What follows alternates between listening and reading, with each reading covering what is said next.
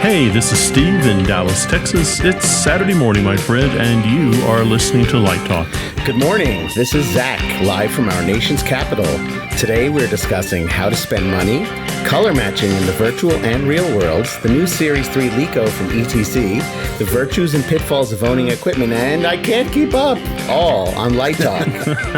And this is David, coming to you from the beautiful Belmont Shore neighborhood of Long Beach, California. If you don't already know, you are listening to Light Talk, and we are the Lumen Brothers. Woo! Yeah, Lumen Brothers, three of us. And welcome everyone to episode 213. And right off the top, we want to welcome our dear friend and bass and guitar player for the Lumenoids, Zak Borovay. Welcome back, Zak. Thank you. Thanks so much for having me. Okay, the question that has been pouring in from around the world, Nepal, Especially Nepal. Korea, South Africa, Georgia, what is your bass guitar of preference? Oh, boy.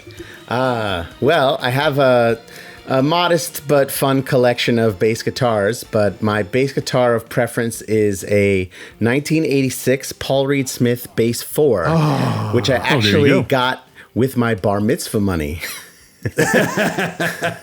The Bar Mitzvah money comes through. Yes. So was that just a bad year for bass guitars or a good year for Bar Mitzvah? It was an interesting year for both. Well, you know, the Paul Reed Smiths are my favorite guitars in the world. They're beautiful, beautiful guitars. A lot, most of them are handmade. Yes. So, and if you ever go to NAMM, go to the Paul Reed Smith booth. Yes, absolutely. It's always upstairs. They display all their guitars. It is just really beautiful. Yes, really beautiful. When we moved to Maryland, my bass had a mini reunion with its maker. We drove out there. He's near Annapolis, and we brought it to the factory for a little visit. Wow. Well, it's great to have you on the show again, Zak. A couple of things. First of all, how's your shoulder? You just had shoulder surgery. I did. My goal is to get in shape in time for LDI so we can play, That's right. We're there going to you have go. There you go. Special Lumenoids Unplugged Concert. I'm bringing my washboard and my spoons. Excellent. Or my bagpipes. And we got the cowbell for Stan, so, we're all set. Perfect. And it's funny because you were ringing in our ears last week because we had your buddy Bob on the show last week. Bob, my partner at Mode Studios. We were doing 2 Mode weeks in a row, really. Yeah. He's our fearless creative director, That's right. Well, that was a great interview. Absolutely. We really enjoyed it. But we had a couple of great ones. We had Paul first, right? Yeah, that was wonderful. And then we did Bob. And then today we're just doing a regular show, but that's great. It's good to get back into that. And then next week we have Driscoll back with us. And 2 weeks from today, we have 2 guests coming in. Steve, do you know who they are? I have no idea. I'm thinking about my question right now, just getting ready to have that. Oh, you're just getting ready for the question. I just want that perfect answer. In 2 weeks, we have Mark Stanley and Clifton Taylor returning to Light Talk to tell us about a special program that they've designed. So that's going to be really, really cool. That's very exciting. Tune in. It is very exciting. Yeah. So I want to know a lot more about it. Anyway, so let's get started. Steve has our first question. Okay, it is Timothy in Ohio. And Timothy writes, as we wind down the school year, I have production money left over. What do you think of dance towers versus booms? So you're expanding your inventory a little bit. I will tell you right now, as lights get bigger and heavier and bulkier, I am leaning toward dance towers. I've had a few booms go up in the last couple of years that kind of lean at the top, no matter how much cable is stuck on them. It's just hard to put a big old LED Leko out there. So I'm a big tower guy. And, what I use is I use a 20-foot tower, and comes in 2 10-foot sections. I load up the bottom, stand that sucker up, and then I just use a chain motor to lift the 10-foot top section into place and bolt it all together. But the thing that I do on my dance towers is they're wide enough so that they can accommodate 2 lights side by side. So I can really get that kicker right down there at the floor, and I can load that thing up. I got the idea from Dallas Opera. They have a great boom. And because they're doing things in rep, they load that thing up with 2 sets of lights. So rep 1 is, I don't know, the downstage vertical, and show in rep 2 is the upstage vertical. They can even spin it if they wanted to and have a third light in there. So it's just a monster. But I love that. Put it on some casters. It looks a little scary, but it doesn't move. Well, in Europe, these types of booms are on casters, and there's usually a ladder going up the back of it. And they're very easily moved, for scene shifts and things like that. So that's kind of normal, and it's wide enough for 2. But my question is, and maybe we're going to talk about this later, and let's talk about, is why are these lights getting bigger and heavier? It's supposed to be going the other way. I just don't understand it. What do you think, Zach? Do you like dance towers or regular booms?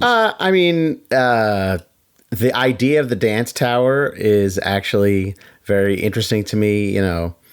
I think a similar experience to Steve, the Dallas Opera tech is really what kind of sold me on that.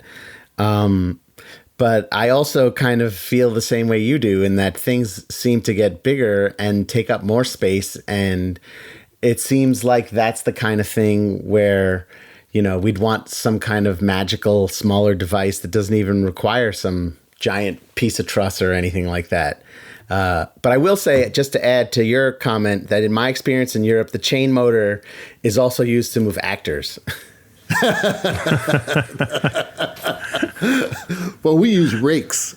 We gently push them downstage, and they eventually roll into the pit. Yes. So, that's great. One thing we'll get to talk again later about the new Series 3 is that the lens barrels on the new Series 3s are even thicker and wider than the older ones. So they're getting bigger too. They're getting larger. So I apologize in advance if I mispronounce this name, but Thick in Vietnam asks, Zach, I am a student honing my skills as a projection designer, and I am stuck. How do you suggest I approach color matching between the virtual and real world? This is an excellent question, which is something that I have dealt with in my entire career.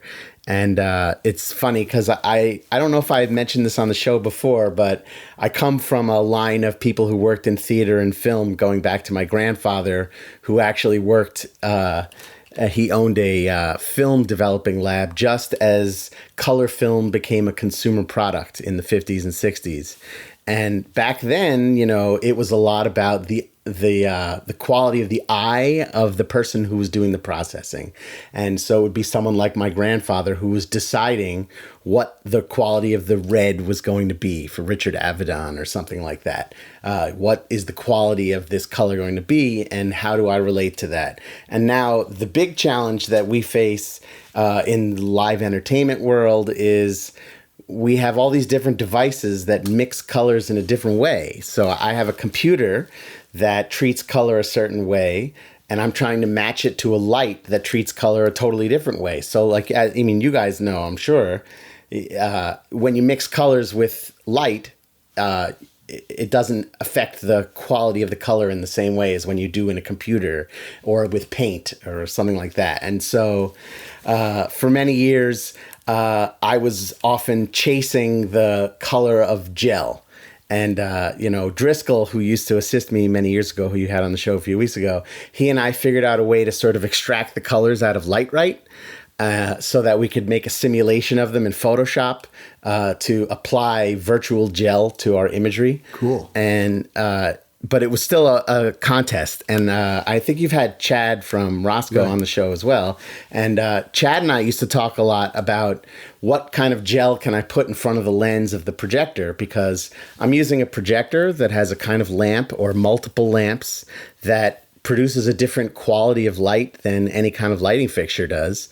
But if I use the same gel, if I have same blue gel in front of my projector that you have in front of your light, then at least I can get into your world a lot closer. So we always joked that I wanted him to develop this Borovay yellow color. Borovay yellow. Yeah, that I got to see. And that was sort of born out of this idea, working with, especially with a lot of British lighting designers, where they do a lot of things with this a million shades of white. That I did a show where we had all black and white projections, but when you're doing a live theater, the audience perception of what is white, what is black, what is blue is whatever you tell them it is. If you have an all white set and you create like a blue state, you can say this is our blackout. And people will just sort of accept this is the language of that. That being said, as we move now into these virtual things with extended reality stuff, where you have a combination of a computer with a virtual lighting fixture, and then you might have an actual lighting fixture like an LED lighting fixture or something else, the goal or the hope is that at some point we'll develop some kind of universal tool for measuring the quality of color, so we can all just say, okay, everybody, dial in 76354, and we'll all go to the same color. Sort of like Pantone, but even a step further. So I hope that we're going that way. For now, I think it's a lot of trial and error. The magic of the post-production is that you can make anything all one color very easily. You can match things later in the computer. I mean, when you watch these videos about like The Mandalorian, that TV show, which is shot in extended reality, what you see on the screen in post-production, it's amazing how manipulated every little aspect of it is compared to what they shoot. And that the tools have gotten so fast that we're doing 75, 80, 90% of that in real time. And then they're just sort of, final polish at the end. So a lot of it is just sort of use your eye, talk to each other, do your best, and try to prepare in advance. Talk to your lighting people and find out what colors they're going to bring to the table. And then start with something as close as you can. That's really good advice, because I actually wanted to ask Bob this question, but since you're really Bob's partner, you can answer it. Sure. Because, when you're going into a show and you're integrating XR with real, with live, and you're dealing with projections and things like that as well. How do you wrap around the color in your mind that it all unifies? Now, we talked about this when we were talking about the Grammy show, because there's a lot of that was sort of done in projections and XR and stuff like that. Do you approach it differently when you're mixing XR with live? I think somewhat. I mean, I think that, like as I said, the more preparation is definitely your friend here, because you want to kind of go in there knowing what you think in advance might be the trouble spots, so that you can start by working on that. Start by looking at the things that you think aren't going to match. Start by thinking about, like, where's the edge of this thing? And let's focus for a minute on the edge, so we can make sure that the real and the virtual blend in that spot. And then we can, start with that zoomed in idea and then back up and back up and back up. Sort of like the way you might do if you were retouching an image, like a photograph, where you'd start with what's the problem area, and then how do I blend it in around that, and blend it in beyond that, and blend it in beyond that, until I've created this big picture. But it's sort of like getting to the point where where the problem spots might be in advance is how you prepare for that, I think. That's interesting. And who has the final say when you're doing the final mix? The director. Yeah. So the director's there with the lighting director and whoever's doing the XR, right? And basically is finally saying, no, this isn't working. The lighting needs to be a little warmer, right? Right. Okay, cool. It's fascinating to me. I mean, to me, that's and if you really want to do a deep dive, you can look into like the technology they used for that Jon Favreau Lion King remake from a few years ago. It's fabulous. Yeah, the whole world was created in 3D models, and then they were able to use virtual cameras and move them around as if they were physical objects to get the angles they want and to get the camera shots they want. Because part of this too is, we as an audience still, in order to believe it, we need to see certain things that we're familiar with, whether it's a camera angle or whether it's the quality of light in a certain way. And so finding these tools that can blend those things to sort of push the envelope, but also give us enough that we buy into it, are really, that's the trick to making it all work. That's really cool. Steve, do you have anything? Do you want to add to this? No, I'm feverishly taking notes because this is like a master class. It is. That's why we're talking about it. We should charge for this episode. I forgot to ask Bob this last week, and I wanted to ask an expert, so we just did. So that's great. Keep in mind the way the technology moves, that by Saturday when this comes out, it may be all different by then. That's really funny. Daniel in Virginia writes, you have spoken about working over rehearsals. How much do you have in the console before you start, and how much do you really have planned out prior to working over the rehearsal? Everything is moving too fast for me, and I can't keep up. I'm falling and I can't get up. Well, okay, I'm going to tell you the truth here. As you know, if you're a regular listener to the show, I treat lighting like I treat music, and I sort of like treat the whole process very similar to the way I treat playing in a band. And like when you learn a song, you learn the song, you know what the arrangement's going to be. You usually know what key it's going to be in. And then when you play it live, you listen to each other, and all that can change. Even though you're playing the arrangement, what happens between the bars could be all improvisational. It's jazz, and that's how jazz players play. And when I approach a show, I pretty much know the color of the atmospheres are going to be, what the shapes of the atmospheres are going to be. I have a good idea what the transitions are. I know where the cues are probably going to be. But like music, that could change depending on what's happening around you, because theater is very, very fluid, especially this part of the process when you're into theater. So that's pretty much what I do. I don't put anything in the board because I'm not a programmer, and I have a pretty good idea of what I'm going to be using, and I have a pretty good idea of where the focus is going to be. So that's the best way I can answer it. How about you guys? Well, I could tell you a quick story. One of my earliest jobs on Broadway was assisting and programming for Wendell Harrington on the musical Grey Gardens. And we were hired specifically to create an animation moment that was the end of Act 1. And by the time the show opened, that had been cut, and we had created projections for almost the entire rest of the show. So as much as we prepared, yeah. But I think the secret to all of this is, even though I jokingly said I can't keep up, is to keep a cool head. Yeah. And you don't have to, I don't want to say you should accept that you can't keep up, because sort of using the playing in a band metaphor, like as long as you know where the downbeat is, you're going to be okay.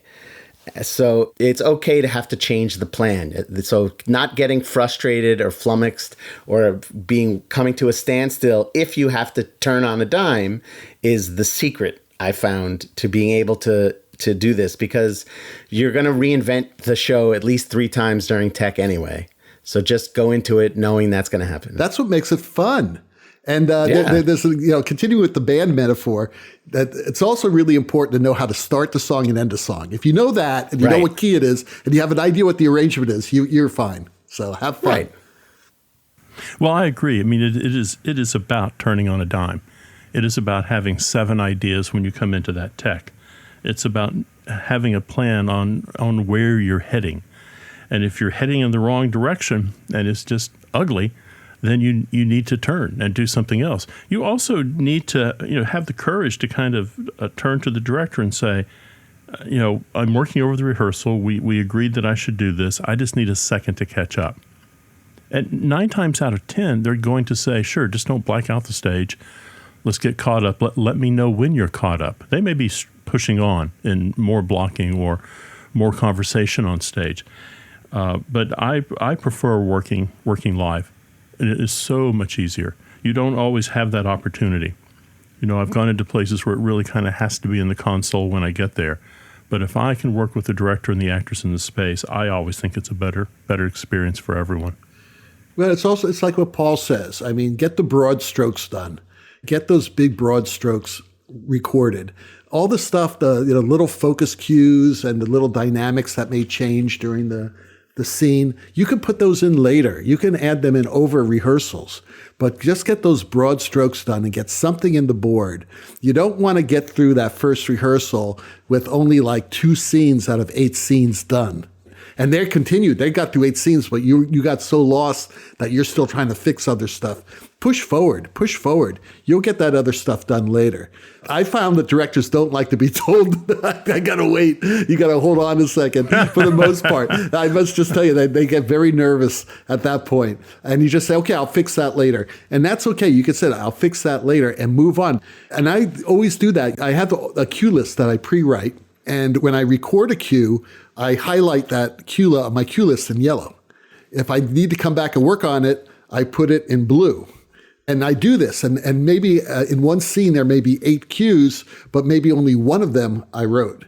And the other ones are in green, because I know that they're minor things I can come back, so that when I come back and I actually record these other cues, I change those to yellow. So I know exactly what's done and what's not done.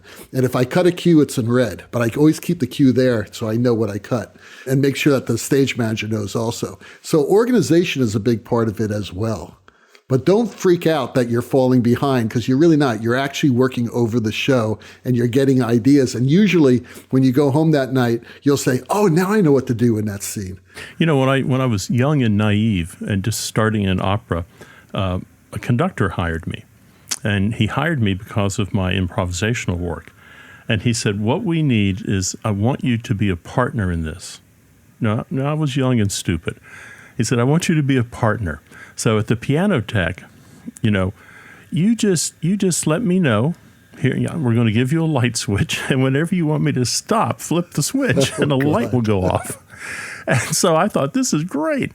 So, we start, and I'm chugging along there, and I flip the switch, and he stops. He stops the piano tech, and he turns around. He says, Steve, this is exactly why you're here. This is exactly why I've never heard a conductor do this. That's crazy. Thank you so much. This is how we're going to get it right. Uh-huh. And I said, thanks. And then he turned around, and there was the downbeat immediately. Of course. So he started playing again. So I realized that there was no point in flipping that switch ever again. Just continue. He was going to continue no matter what.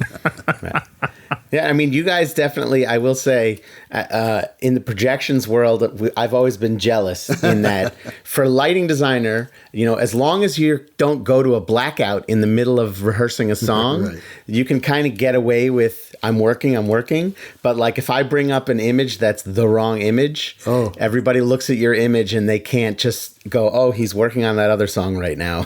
They'll yell, that's the wrong image. Yes. I can't rehearse this with that up there. Why is there a 30-foot cockroach up on the screen? Exactly.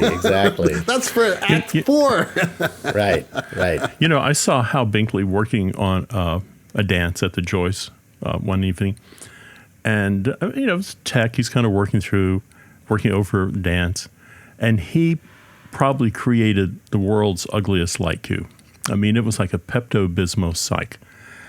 And he just stood up at the tech table and turned around to everybody and said, I'm really sorry.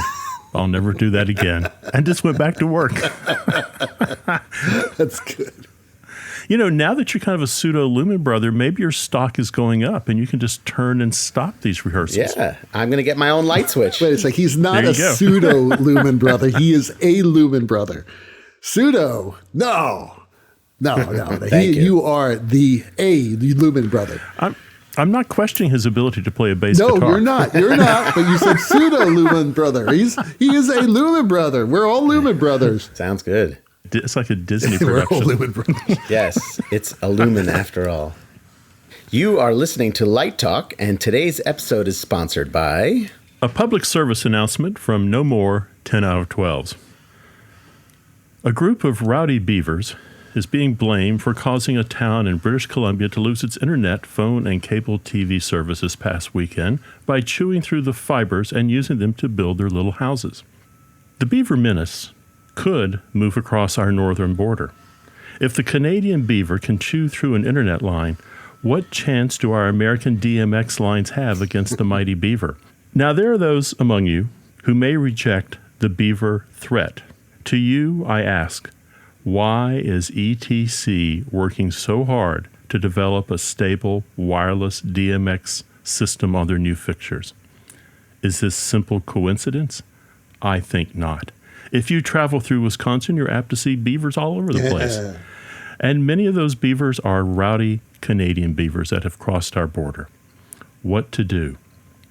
That is why Bad Hombre Stage Productions has stepped up with a brand new product, Beaver Go Home. 1 part coyote urine, 1 part coffee, and 1 part Raid. This handy aerosol can be sprayed on your DMX lines and keep those beavers at bay. This has been a public service announcement from No More 10 out of 12s.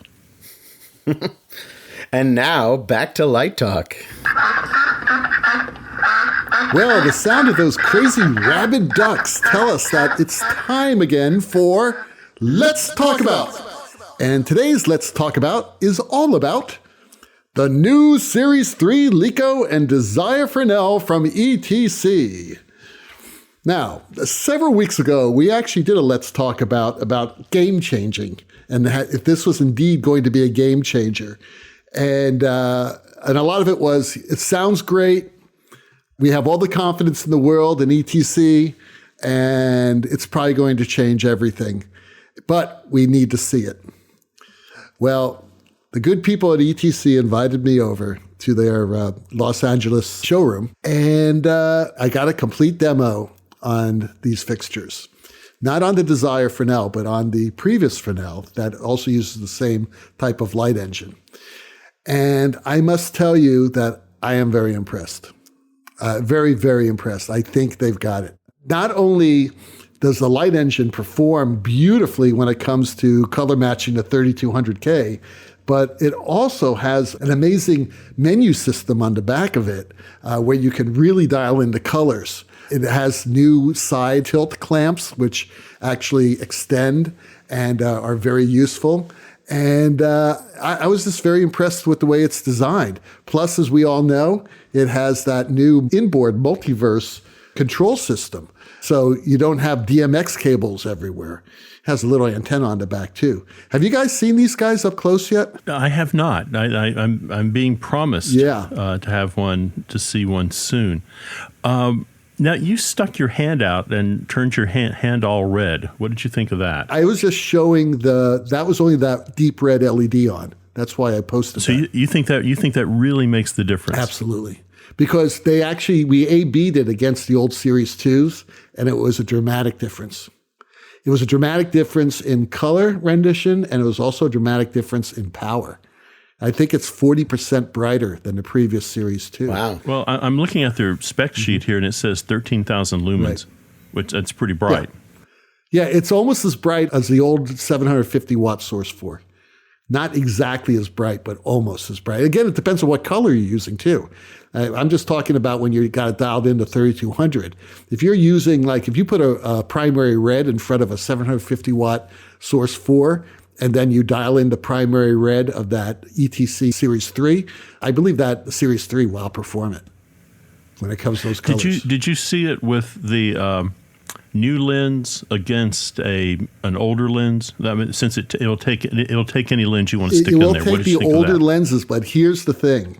The new lenses are actually wider. They're actually larger, not longer, but wider, fatter. And they're fatter by, I believe, about a half inch to an inch. I'm not too sure, but it's significant. Now, it will take an old lens tube, but depending on what LEDs are used for, whatever specific color you're using, some of those LED light emitters will be hitting the inside of the tube and not going out the front. And we were looking at the color, and it was about almost an inch worth. So we'll cut off some intensity depending on the color. And that's a problem. But in order to get that full array of LEDs in there, they had to go to a wider tube. Well, I do want to say, in terms of that kind of stuff, the thing that really amazes me, which is something that I deal with all the time since the world of projections are so much about transitions, is how much time and effort and care and thoughtfulness that these manufacturers put into the quality of the shift in color temperature as the light fades in and out, and how they try to simulate, the quality of that natural light in an LED. And I'm always curious to see when a new fixture like this comes out, because I think a lot of times, like a Verilight has a simulation mode, and then there's just like a straight on and off mode, like a Tesla almost kind of thing. Right. Well, they did show me the transition, the simulated transition of going from 3200 Kelvin to like 1500 Kelvin. And it was beautiful. It really was. But I didn't see like the simulation going from like a lavender to a Borovay yellow. I haven't seen that one. I don't know if anyone's seen that yet. But I want to see this Borovay yellow, okay? That's really what I'm interested in. But you're right, absolutely. But I have a feeling they have that stuff together. They've been doing it for a while. Yeah, and that's what I was talking about before, like this idea that everything can talk to everything else, and now that we're all really using pure digital tools, it should be much easier to develop some kind of language to have everything communicate and match the quality and color temperature to everything else. So what do you guys think? When is the tungsten lamp going away? When are all of these, millions of Source 4s just going to have to be retired? Well, when it gets cheap enough, now this fixture is not inexpensive. So you don't think we're going to follow the way Europe has and Australia has and just said, like next Wednesday, that's it? No, because our politicians are paid off by all these companies and they're not going to just make a rule like that. And then you have nuts like those people in Congress who think that it's infringing upon our liberties to create a rule, It's infringing upon my liberty to wear a mask. Is there an amendment about tungsten lights? I haven't seen it yet. 2.5. We need the Alamo flag that says "Come and take it," except it has an incandescent but at bulb on it. the same time, yeah. I mean, you have like millions of wonderful regional and community theaters. Are you just going to tell them one day you need to go spend $1 million on new lights? Yeah, exactly. No. Well, if there was a way that the government can subsidize it, why not? That'd be great. Sure. And then ETC would be building like 5 different plants making thousands of these lights. So, right. Well, I mean, there is going to be a point. I don't even think it's the American government. There's going to be a point that the lamp manufacturer is going to say, it's just not worth our time anymore. Right. Right. Well, I think that's also something that I've talked about with our friends at Roscoe. Like, are we ever going to get to the end of gel? And then what do we do? Right. Gel is not the most environmentally friendly product. It's terrible. Yeah. So, just a couple of interesting notes. It is very front heavy, especially with this new lens train. We actually put a 10 degree in, the new 10 degree lens barrel in there. And that sucker was front heavy. Now, the tilt clamps do hold it. But again, these lights are getting huge. It's like that new Martin fixture. That new Martin Leco is really big and heavy. So I'm just pretty amazed that, why everything's getting so big again and so heavy again. Well, it's always been, I think, big and heavy in Europe. Yeah. They've never been obsessed with small size the way we have. Right. Well, that's because they have socialized medicine. That's true. For your so hernia. if you hurt your back, you go to the doctor. It's free. I got a hernia. That's all right. Just go down the corner. The hospital's at the end of the left at the clinic. Yeah, that's pretty much the way it is. But, I also saw that FOSS 4, which was that Fresnel, which has been out for a while, but it's using the same light engine. And that is a fantastic light. I was you always hear me on the show saying that Fresnels are dead. I'm telling you, that FOSS 4 is a nice Fresnel. It's got like a 13 to 55 degree zoom, but it's pretty expensive. We'll see. I think once Martin comes out and then Strand comes out and they start competing, obviously it's going to bring things down. So okay, new sidebar here. Mm-hmm. So we're seeing all this problem around the world with microchips right now. So what do you think that's going to do to Verilight and Claypaky and ETC and Martin? Because they certainly do not have, their combined buying power is not going to even come close to equaling Honda or General Motors. So all of a sudden, I think they may be in trouble because if I'm a semiconductor factory, I'm going to be selling billions of dollars worth of semiconductors to General Motors, not millions of dollars to a few lighting companies. This may slow things down too. Yeah, it may. I think things are going to be picking up a little slower, to tell you the truth, for a number of reasons. Yeah. Well, although I wonder if Martin, because they're a subsidiary of Samsung, which is a chip manufacturer, if that might give them some kind of edge. It might. I mean, they might. They have more direct access. They might take care of their own, but I'm always a little suspicious. Right. Who was that a few years ago that bought High End, that projector company? Barco. Barco. So all of a sudden you have Barco who comes in and they're selling $1 million projection systems.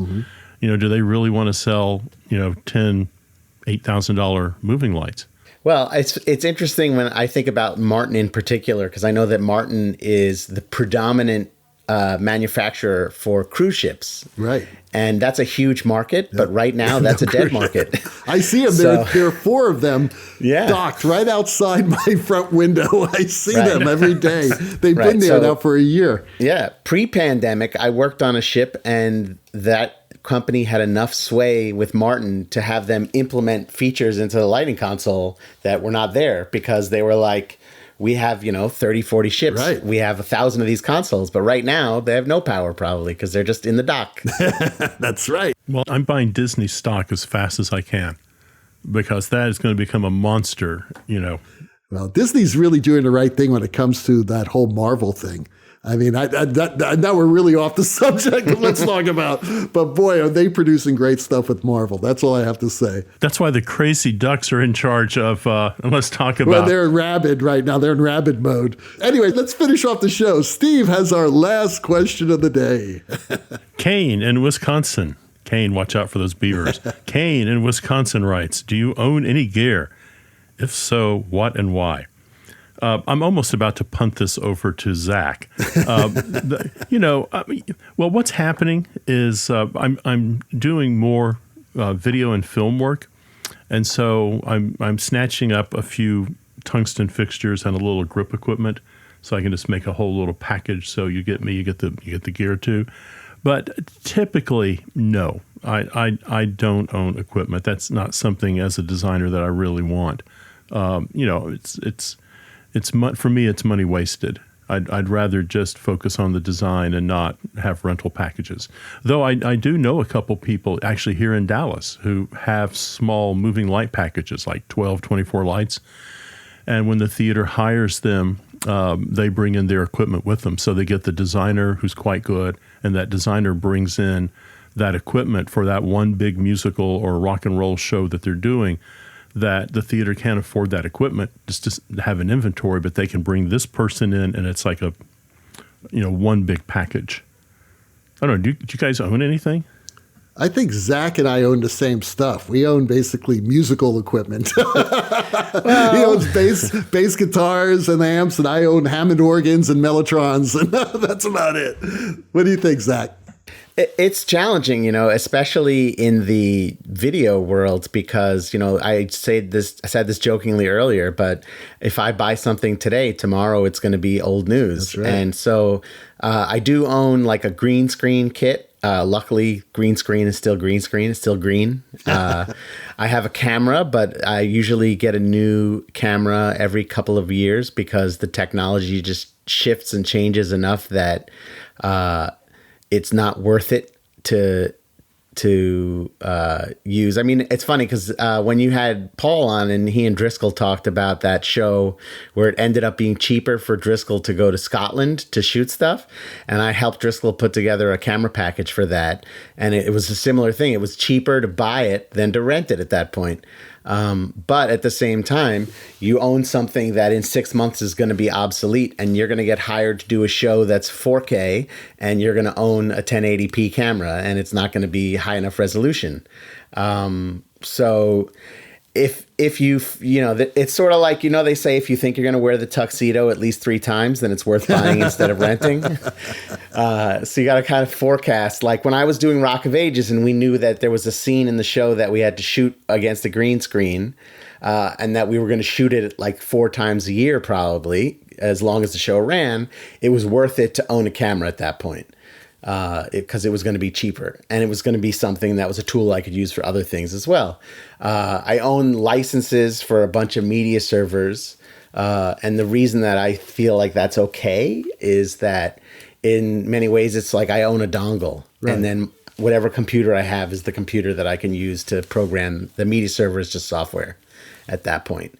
I mean, it's tricky because, especially when you work in theater, you look over at the sound department and they rent everything, like down to the mouse or down to their pencils.